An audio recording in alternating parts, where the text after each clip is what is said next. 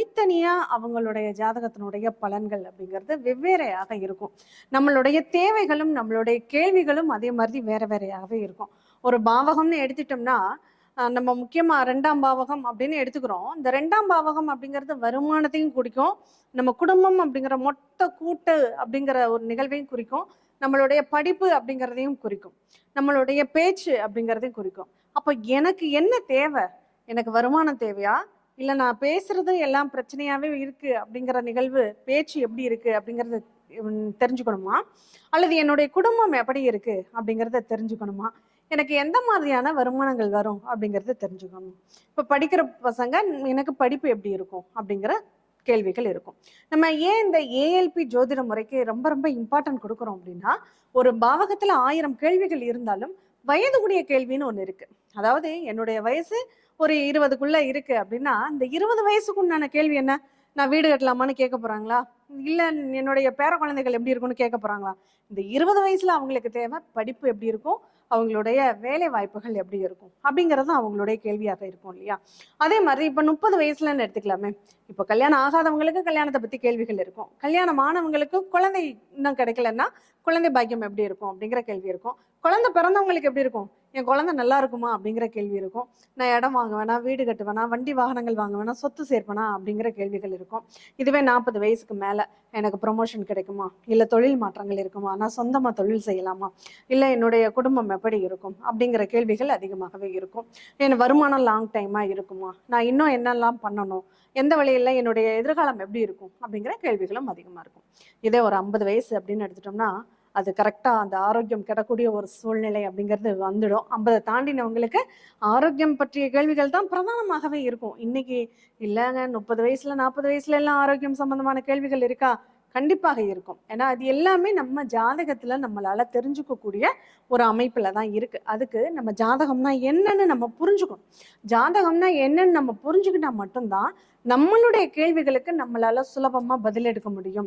அதே மாதிரி இந்த ஜோதிடம் அப்படிங்கிறது பெரிய சமுத்திரம், கடல், இதெல்லாம் புரிஞ்சுக்கிறதுக்கு அவ்வளோ அறிவு வேணும் அப்படிங்கிறதெல்லாம் இல்லைங்க. அது ஒரு கணிதம். அந்த கணிதம்ங்கிறது ஒரு அறிவியல், ஜோதிடம்ங்கிறது ஒரு அறிவியல்.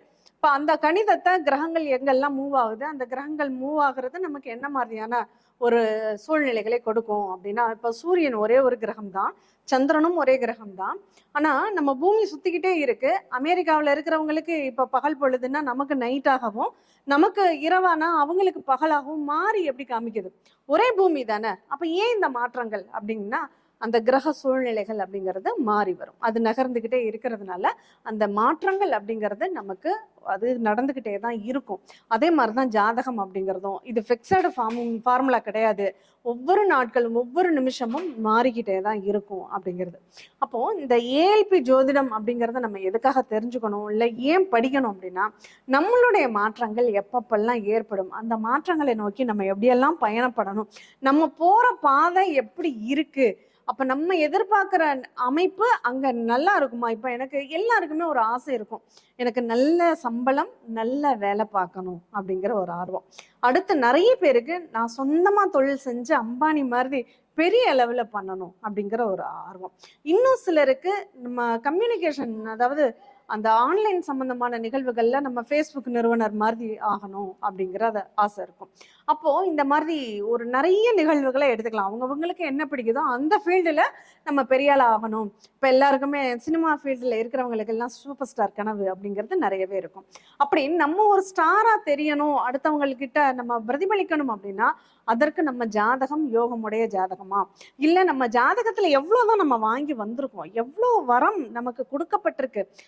நம்ம ஒவ்வொருத்தவங்களுக்கும் இப்போ ஒரு ஸ்கூலுக்கு போறோம், 100 குழந்தைங்க படிக்கிறாங்க, 100 குழந்தைங்களுமே ஃபர்ஸ்ட் மார்க் வாங்கிடுறாங்களா? கிடையாது இல்லையா? அதுல முக்கியமா முதல் டாப் 10க்குள்ள வர்றவங்க இருக்காங்க, அடுத்து ஒரு 20க்குள்ள வர்றவங்க இருக்காங்க, எவ்வளவுதான் முயற்சி பண்ணாலும் ரொம்ப கடைசி பெஞ்சில் இருக்கிறவங்களும் இருக்காங்க இல்லையா? அப்போ நம்ம அதுக்காக டீச்சர் வந்து ஒவ்வொருத்தவங்களுக்கும் வெவ்வேறு மாதிரியா சொல்லி கொடுக்குறாங்க? கிடையாது. ஒரே பேட்டர்ன், ஒரே டீச்சிங் தான்.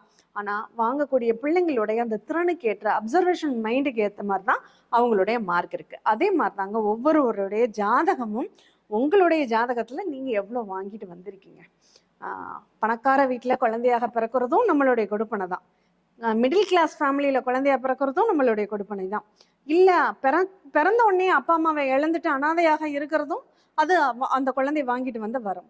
இப்படி நம்ம செய்த வினைகளுக்கு ஜனனி ஜென்ம சௌக்கியானாம் வத்னி குல சம்பாதம் பதவி பூர்வ புண்ணியானாம் லிக்கியதே ஜென்ம பத்திரிகா. நம்ம என்ன கொடுத்து வச்சுட்டு வந்தோமோ அதை இந்த காலகட்டங்களில் அனுபவிக்க போறோம். அதனாலதான் நிறைய புண்ணியங்களை சேர்க்கணும்னு நம்ம முன்னோர்கள் சொல்லி சொல்லி சொல்லி நம்மளை எல்லாம் வளர்த்திருக்காங்க. பாவத்தை சேர்க்காத, அது சந்ததிகளை பாதிக்கும். ஏன்னா நான் தேடி வச்ச சொத்து என்னுடைய பேர குழந்தைகளுக்கு வருது அப்படிங்கிறப்போ நான் செய்த வினை பயன்களும் என்னுடைய பேர பிள்ளைகளுக்கு தொடர்ச்சியாக வம்சாவளிகளை பாதிக்கும் அப்படிங்கிறது. அப்ப நமக்கு எல்லாருக்குமே ஒரு ஆர்வம் என்ன பண்ணணும், நான் ஜெயிக்கணும்னா நான் என்ன பண்ணணும், அந்த ஜெயிக்கணும்னா என்ன பண்ணணும் அப்படிங்கிற கேள்விக்கான பதில் தான் இந்த வீடியோவில் நம்ம பார்க்க இருக்கிறோம். ஒவ்வொரு லக்னத்திற்குமே அவங்களுடைய தன்மைகள் ஓவரால் நம்ம இங்க எந்த தனிப்பட்ட ஜாதகத்தையும் நம்ம பார்க்கல. இப்போ மேஷம்னா சில பொதுவான குணாம்சங்கள் இருக்கும், பொதுவான நிகழ்வுகள் இருக்கும். அவங்க யாரை பிடிச்சிட்டா அவங்க வாழ்க்கையில ஓரளவு வெற்றி வாய்ப்புகளை பெற முடியும். இதுவே அவங்க தனிப்பட்ட ஜாதகத்துல பாக்குறீங்கன்னா அங்க கிரகங்கள் எங்க அமைஞ்சிருக்கும், அந்த கிரகம் நல்லா நமக்கு சப்போர்ட் பண்ணக்கூடியதாக இருக்கா அப்படிங்கிறத பார்த்து நம்ம பரிகாரங்கள் அப்படிங்கிறத நம்ம செஞ்சுக்க முடியும். இப்போ அதை புரிதல், இந்த புரிதல் தான் நம்ம ஜோதிடத்தின் அடிப்படையே. எனக்கு என்னெல்லாம் கிடைக்கும், நான் வாங்கிட்டு வந்த வரம் என்ன. பொதுவாக நமக்கு இப்போ இந்த 2026 இந்த வருஷம் நம்ம ஏன்னா பேட்டர்ன் மாறிக்கிட்டே இருக்கு இல்லையா, அதனால ஒரே பரிகாரம் நம்ம லைஃப் டைமுக்கும் செல்லுபடி ஆகுமான்னு செல்லுபடி ஆகாது. காலத்துக்கு ஏற்ற மாதிரி நம்ம மாறிக்கிட்டே இருக்கோம். மாட்டு வண்டியில் நடந்து போனோம், அப்புறம் மாட்டு வண்டியில் போனோம், அப்புறம் சைக்கிள் போனோம், அப்புறம் ஸ்கூட்டியில் போகிறோம், பைக்கில் போனோம், இப்போ காரில் போகிறோம், அப்புறம் பஸ்ஸு, ட்ரெயின், ஏரோப்ளான், ஹெலிகாப்டர்னு எக்ஸட்ரா எக்ஸட்ரா போயிட்டே இருக்கு. இப்போ நம்ம பயணங்கள் கூட நம்ம மாறுபட்டு நடக்கிறதுனால இந்த பலன்கள் பரிகாரங்களும் எப்போதுமே ஒரே பரிகாரம்ங்கிறது கிடையாதுங்க. அது மாறிக்கிட்டே தான் இருக்கும் கிரக மாற்றங்கள்ல. சரி, இப்போ நம்ம என்ன மாதிரியான இந்த வருஷம் நம்ம என்ன மாதிரியான பலன்களை எல்லாம் அனுபவிக்க போறோம் அப்படிங்கிறத, அதுக்கு நம்ம என்ன பண்ணணும். இந்த வருஷம் எனக்கு எல்லாமே கிடைக்கணும், இடம் கிடைக்கணும், வீடு கிடைக்கணும், சொத்து கிடைக்கணும், சுகம் கிடைக்கணும், நல்ல வேலை கிடைக்கணும், நல்ல படிப்பு இருக்கணும், அதுக்கு நான் என்ன பண்ணணும் அப்படிங்கிறத நம்ம பார்க்க போறோம். தனுசு லக்னம். தனுசு லக்னம் அட்சய லக்னமாக போகுதுன்னா இந்த தனுசுங்கிறது எங்கெங்க இருக்கு அப்படி இந்த ஜாதக கட்டத்துல லெஃப்ட் சைடு கீழ் கார்னர் கட்டம் தான் தனுசு லக்னம். இந்த தனுசு லக்னம் அப்படிங்கிறது எனக்கு என்ன லக்னம் போகுதுன்னு நான் எப்படி தெரிஞ்சுக்கிறது? உங்களுடைய ஆண்ட்ராய்டு மொபைலில் கூகுள் ப்ளே ஸ்டோரில் போய் ஏஎல்பி அஸ்ட்ராலஜி ஆப் அப்படிங்கிறத இன்ஸ்டால் பண்ணிக்கோங்க. அதில் ஒவ்வொரு லக்னங்களுமே உங்களுடைய date of birth, time of birth, place of birth கொடுத்துட்டிங்கனாவே உங்களுக்கு லக்னம் காமிக்கும். அதில் இந்த இடத்துல ஏஎல்பின்னு போட்டிருந்தா இதுதான் உங்களுடைய லக்னம். இந்த தனுசு லக்னம் அதிபதி குரு பகவான். இந்த குரு பகவான் உங்க ஜாதகத்துல எங்கெங்கெல்லாம் இருக்கக்கூடாது, குரு பகவான் இங்க இருக்கக்கூடாது, இங்க இருக்கக்கூடாது, இங்க இருக்கக்கூடாது, இந்த இடங்கள்ல இருந்தா அவங்க வாழ்க்கையில எந்த ஒரு பலனுமே அவங்களுக்கு செயல்படாமல் போயிடும். ஏன்னா இந்த குரு பகவான் தான் நமக்கு அனுபவத்தை தரக்கூடியவர். நல்ல அனுபவத்தை தரக்கூடியவர் யாருன்னா குரு பகவான் தான். நல்ல அட்வைஸை கொடுக்கக்கூடியவர் யாருன்னா குரு பகவான் தான். இந்த இடங்கள்ல இருந்தா சொல்லுவாங்கல்ல, இந்த சிங்கம் இழைச்சிருச்சுன்னா எலி கூட ஏறி மிதிக்கும் அப்படின்னு, அந்த மாதிரியான பலன்களை தான் இங்க சந்திக்க வேண்டியது இருக்கும். காரணம் என்ன?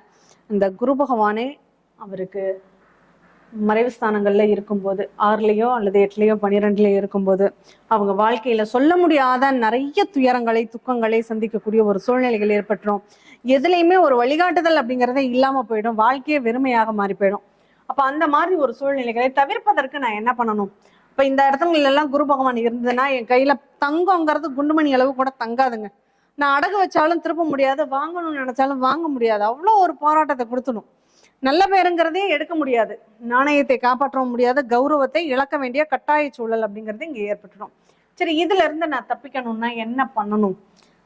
தப்பிப்பதற்கான மார்க்கம், அதாவது எனக்கு நல்லது நடக்காட்டினாலும் பரவாயில்ல, எனக்கு கெட்டதல் நடக்காம இருக்கணும், அதுக்கு நான் என்ன பண்ணணும் அப்படின்னு சொல்லி கேட்டா,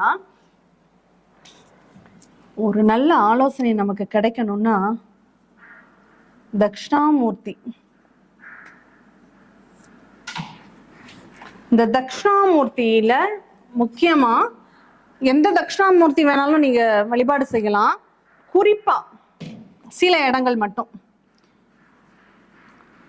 கோவிந்தவாடி, காஞ்சிபுரம் கோவிந்தவாடி, அடுத்து பட்டமங்கலம். பட்டமங்கலம் இது வந்து சிவகங்கை மாவட்டத்தில் இருக்கு. திருப்பத்தூர் வட்டம், சிவகங்கை மாவட்டம் திருப்பத்தூர் வட்டத்தில் இருக்கு பட்டமங்கலம்.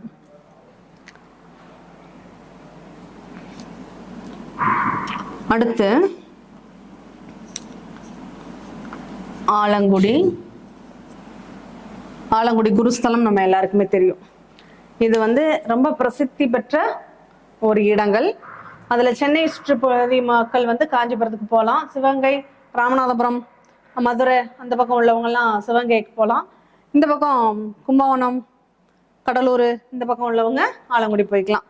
தட்சிணாமூர்த்தி, மொத்தத்துல தட்சிணாமூர்த்தி வழிபாடு பண்ணணும். இந்த தட்சிணாமூர்த்தி வழிபாடு பண்ணும்போது கண்டிப்பா உங்களுக்கு ஒரு வழிகாட்டுதல் அப்படிங்கிறது கிடைக்கும்.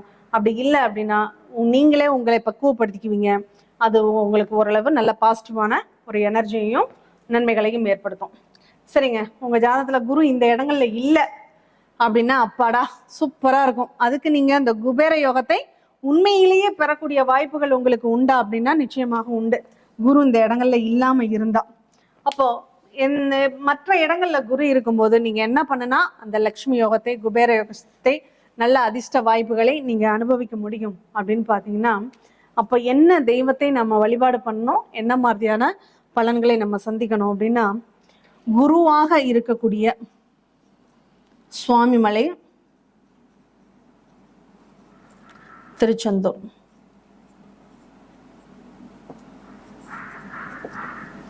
இந்த 2 ஊருக்கு போகலாம். இதுல இன்னொரு ஒரு விசேஷமான ஒரு இடம் அப்படின்னு சொன்னானா, கொல்லிமலை அடிவாரத்துல பேலுக்குறிச்சி கிட்ட ஒரு வேடன் ரூபத்துல முருகன் இருக்கார்.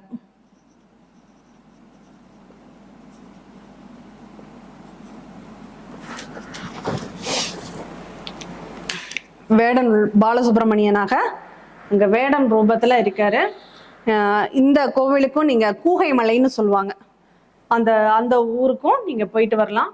இந்த குருவாக உபதேசம் செய்தவர் முருகன் அப்படிங்கிறதுனால குருஸ்தலமாக திருச்செந்தூரும் சுவாமி மலையும் இருக்கு. நீங்க தாராளமா அவங்க 2 முருகனையும் நீங்க வழிபாடு பண்ணலாம்.